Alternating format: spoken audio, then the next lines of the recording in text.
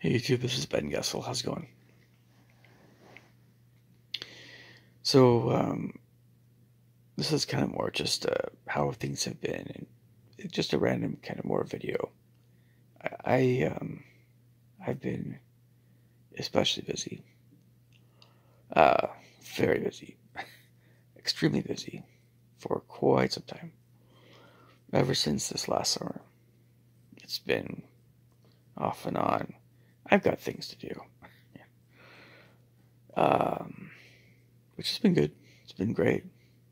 It's been more positive than negative for sure. Um, I've not been bored for a long, long time. That's a great thing. There's just a lot going on.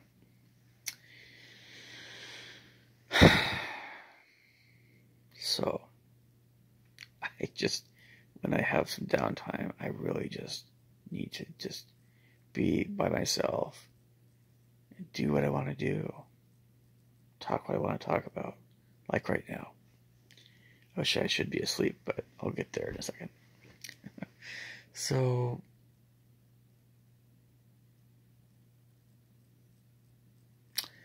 I couldn't help noticing, by the way, when I was discussing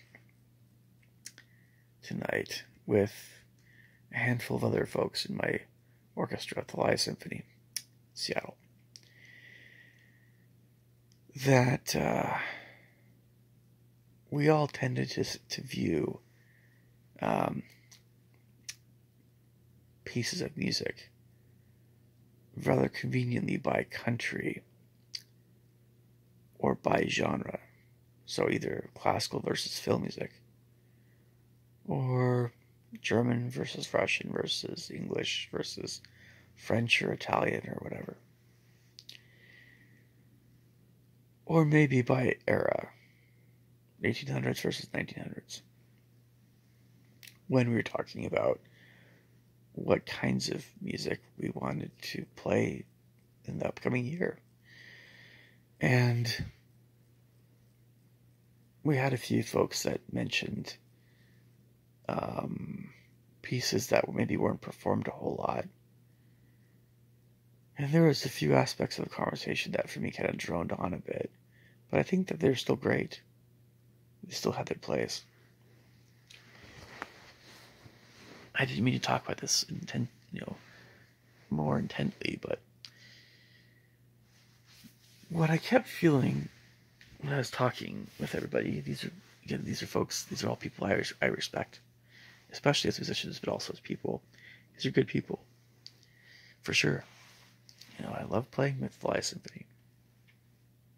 But these were folks that were, generally speaking, a bit older than I was. More or less. There was one lady that was not that much older than me, but this was a more seasoned crowd I was talking to in general. And so, and I'm used to it, because that's kind of the lie in general. I think more than half of the orchestra is actually like 2/3 of the orchestra is older than I am. That doesn't really matter. But they've probably had more life experiences, so I'm still kind of one of the youngins in that way. So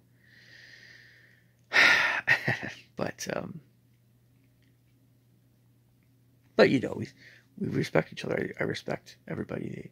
They respect my abilities, and it's great, and we're all respectful. Whether or not we're 20, 30, 40, 50, 60, or 70, or 80, or whatever. So, we're all adults. So, I couldn't help notice that there were things that there are often things that I feel that are missing from these sorts of discussions that have to do with, well, so how do you feel when you listen to that music? So you want this piece to be performed. Why? Because it would be good to include somebody that was a woman or was not white that's fine. That's great. I think that's wonderful. But how do you feel when you hear that music? And do you want to spend a few months working on that piece that you just mentioned? Do you truly want to do that as opposed to working on this other piece? And how do you feel about this other piece? And so I'm asking myself, my fellow Flyans, it's not about race, it's not about gender, but we want to include everybody, yes. But how do you feel, for crying out loud? What is it that you're getting out of playing this music? I understand if it's hard that you do make improvements in your playing. So that's a good thing. That makes sense to me. That makes sense. It makes more sense when you are getting a lot of enjoyment out of playing it emotionally, harmonically, melodically. It's musical, it's beautiful, it's energizing, it's funny, it's whatever. It's heart-achingly sad. It's romantic. It's intense. It's exciting. Whatever it is, it brings joy to your life and meaning. And you can make memories, even. And that, like, shouldn't that be more at the core of what it is that you're wanting to experience in Flya? I would think it would be, Are you trying to please some former professor? Are you trying to please some group of people that you might consider yourself to be part of? Some academic or artistic social circles? Are there social circles you're in that would snub you for mentioning this composer, or they would welcome you for emphasizing this composer more? I mean, is that going on too? Even on a small level, is it? Because, I mean, like, if you're suggesting, but what I heard was awesome. I didn't really hear so much of that. But I think that my fellow Flyans, we all need to keep paying very close attention to how music affects us. Emotionally, spiritually, intellectually, and certainly in our musical abilities. Because we also want to get to be better players, too, I would think. Even if we're almost dead, we're getting very old, we still want to keep improving.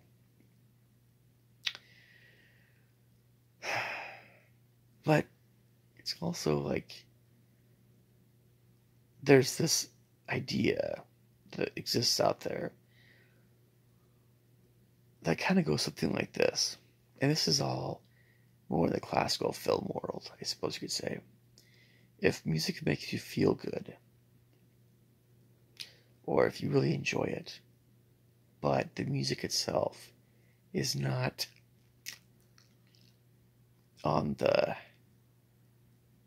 list of the most influential, profound, well-crafted pieces of music that some academians came up with, right? If it's not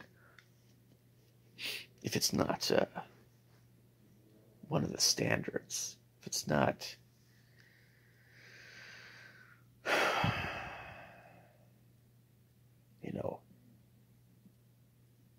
well regarded by music historians and academians, right? Then it's of less worth. Right? It gives someone the right to go, oh, you're playing that piece instead of this other one. Well,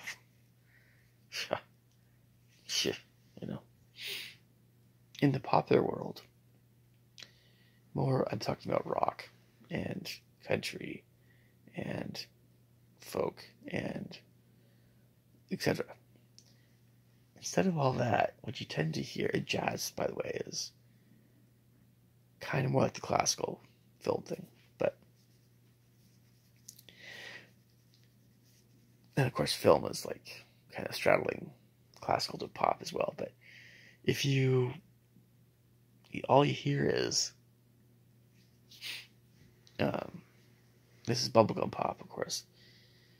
But from bubblegum top 40 pop, you'll hear what are the big songs right now that are being played on the radio, and what's everybody dancing to and lip syncing to.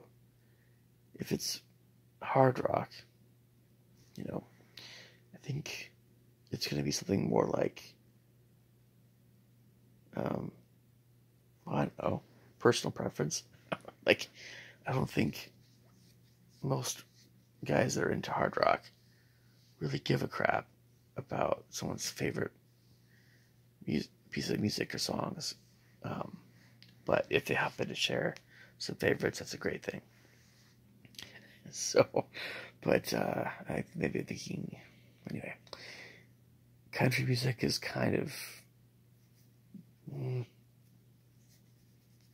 it's changed. The old country element I identify with a lot more than new country. I've never really been a country boy, of course, but the old country stuff I'm sure was great. Great songs, not all that much different from soft rock or just oldies rock or whatever, just nice ballads, But it's a different deal. We got this snobbery going on. It's very subtle. And everyone in Thalia Symphony knows what I'm talking about, because they were exposed to it by somebody, whether it was their professors or classmates. It's there. It comes from this dogged determination to always play things at the highest degree of technical perfection.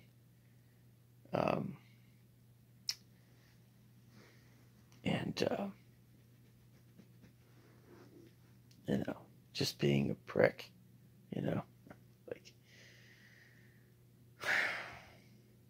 and I'm glad, and it's a credit to my orchestra that everybody there is, for the most part, committed to not being that kind of musician. Even if they might sound that way a little bit, I know that they're still not that kind of musician. That would act like a prick. But there's so much to music. There's so much to. And I'm going to change topics here in just a second, I promise. But it's just, I would just want people to always be thinking about what they actually want to play. What they actually want to play. Not what other people want them to play. Even if those other people are, we'll just say Afro-Americans. Or, I don't know, liberal women. It's fine it's great when you can agree that there's a piece that maybe both you guys would want to play or have played. But I don't really think about those things too much, to be honest. I'm just about the music. That's it. If the composer themselves is a pretty awesome person and interesting, sure, yeah, absolutely. Especially if they're alive. Love to talk to them, sure. Some especially, so, yeah. So, I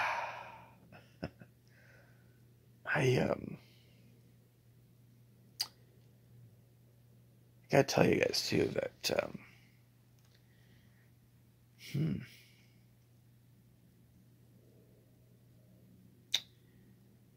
I really feel like I can open up more to people in general when I'm less afraid of saying things. there's a lot of anxiety in my soul regarding still what to say to who. I'm just being honest. There's a lot of anxiety. There's a lot of uncertainty. And I think we're all kind of in that boat, unless you live in a place where there's a lot less of that going on. I think people can sense that anxiety in me, even though they might see it as being more cautiousness or shyness. No, it's anxiety about certain subjects. Because when you live as long as I've lived, and I'm not that old, whatever, but even if you don't socialize a ton, you figure out what subjects you don't want to talk about, and kind of why that is. You kind of know it. You kind of know why. You just do. You can still talk about them, but it takes an incredible amount of candor to talk about some certain things. So it's not pleasant at all. Not at all sometimes. So, I mean, it's like if I was aware of the Russian versus British soccer issues or soccer hooligan issues, would I really want to step in the middle of these two guys and go, hey, English soccer sucks, and Russian soccer, you guys suck too. Come at me. You know, would I want to do that? Heck no. You know, or would I, you know,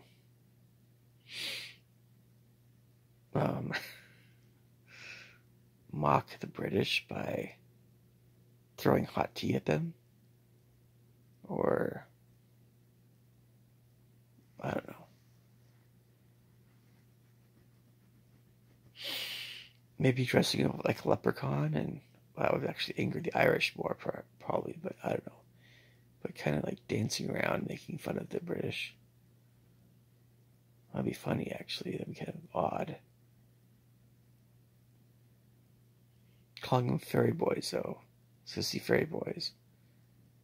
You know, making fun of how strong they are, how virile they are. That might get their goat. You know, a lot of people think about how to get the better, or get people riled up, angry. People think about that a lot, don't they? Some people. Those people are called bullies. Or they're called comedians. What's the difference between a bully and a comedian? Well, a comedian will bully, but will tend to say something nicer afterward. Like, should kind of hint at, I'm just joshing you, right? Yeah. I don't know. I don't know. Usually sometimes it's just straight up bullying, and then it's just tongue-in-cheek stuff, like, I didn't mean anything by it.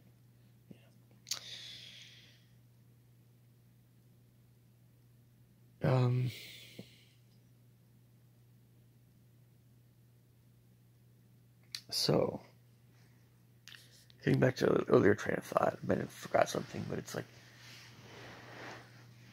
I wonder if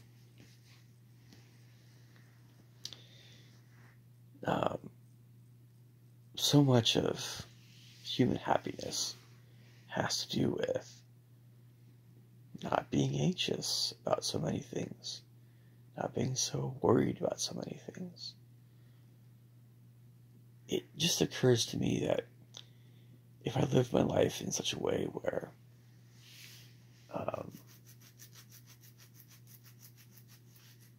I was isolating myself from everybody else, I was just eating my meals by myself, I was just doing things by myself all the time, very little contact with other people, which is kind of like COVID. A little bit was like that, kind of. And then every single time I talked to somebody, I was always mistrustful. Where I was like, who are you? What do you want? What kind of life is that? I mentioned this before in other videos. I mentioned this dozens of times, during COVID-19 stuff, when it was bad. Dozens of times on some level, in some way, shape, or form. And I knew that it was a very bad thing. Bad for everybody. People sometimes prided themselves in being safe. What does that even mean? Safe. Am I safer when somebody doesn't have me in a headlock? About to kill me? I guess.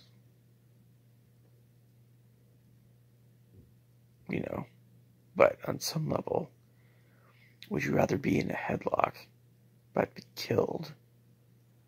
Or would you rather be, strung up to some horses about to pull your body apart slowly? Or, you see what I mean? Would you rather be tortured? Or would you rather be killed quickly? And, if you're living in a poor area where everybody just wants your money and your stuff, are you safe? Are you safe if you go out and play with kids that are all muddy and got poop on their fingers and feet, and they're playing in nasty conditions? I mean, are you safe? Are you safe when they want some food or some money? And maybe they're not just kids or teenagers asking, or maybe it's adults. Like, and why would it? Is that even the right question to ask? Some part of me wonders if I need to just kind of be out there amongst humanity more. Anyway, not be so afraid of getting a little dirty, getting a little muddy.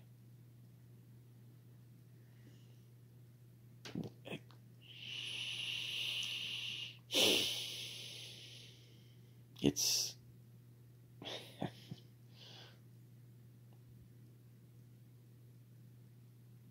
I don't know. There's a lot of things that are very wrong still with how the world has become, in my view. So much of the world. Very wrong.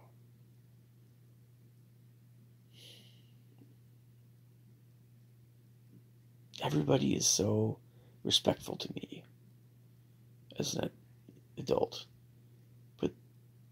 But that also, there's also kind of this feeling that nobody gives a rip about me. At the same time, nobody cares. So everybody's in the United States, where I live, Washington. People are so. Some people just know always what to say. They're impeccable in terms of their verbal, whatever, verbal acumen. They always make you feel like you're being well treated. But then, as your gut tells you, gut feelings, they just don't give a crap about you, really. They just don't. They won't go to your funeral. They don't care who your parents are. They don't care. You're there for a reason, or you're there to. You would think that only applies to things like customer service, or the way a business treats its customers well. And of course, many people don't think that way still, which is good, because a lot of people at retail are just regular people that But a lot of, it's just, it's what I've, what isn't interesting too, by the way, when you have a retail worker and they're just being themselves. They're just being themselves. They're trying to also sell some things and be a good salesman or be a good clerk or whatever. And their boss is so fake. And their boss has impeccable social intelligence, or they know what to say to people and how to act so that the customer will be more inclined to buy things. But they don't care, really. At the end, and what kind of a life is that? You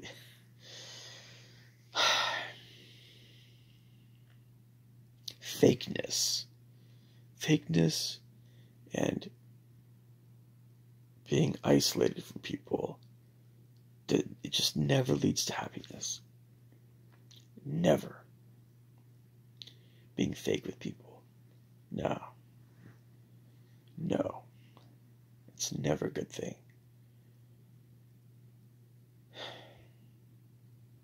One of the reasons why Jim Carrey started acting supposedly bizarre had to do with the fakeness of Hollywood. He knew that most everybody's being so fake. Most everybody's being so glitzy and glamorous, but he knew it was all just a big show. Anytime that camera could be on you, you had to look a certain way, otherwise, oh wow, So he just started being like Mr. Goofball, but in a very goofy way. But we saw what was going on. We said to ourselves, wow, that's actually Jim. But of course, Jim doesn't believe that there's actually a Jim. He believes that, I don't know, there is no Jim, but it's kind of like, no, that's Jim. That's Jim Carrey coming out, being himself, and not all these other roles he's played. Being expected to act like all these other roles. Because Hollywood has that,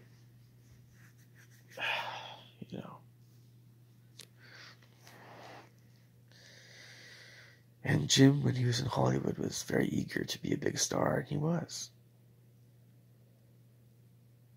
But how did Hollywood treat Jim? Well, how does Hollywood treat anybody? At the end of the day, it's like, well, I mean, you could look at any actor, any actress. We all get old. We all get old. We all get old people smells. We all get wrinkly. We all get whatever. And then how does fill in the blank treat us? Well, maybe it's sobering. Sometimes, a lot of times, some organizations never treat you any better, period. But people spend their entire lives sometimes trying to please this company or that, whoever. And they keep getting shafted. They keep being disrespected. At some point,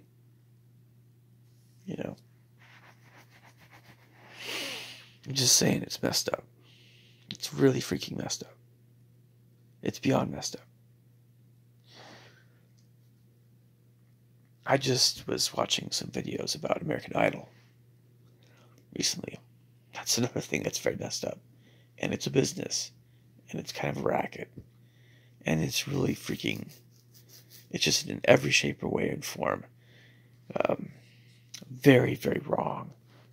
Extremely wrong. They are deceptive to people. They don't let people, they don't let contestants know how well they're doing, really. They are looking for the drama from people's real lives. And they're twisting it to make it more interesting, to get more views. Who the devil wants to be part of that? More in a bit. You guys take care. Talk to you soon. Bye.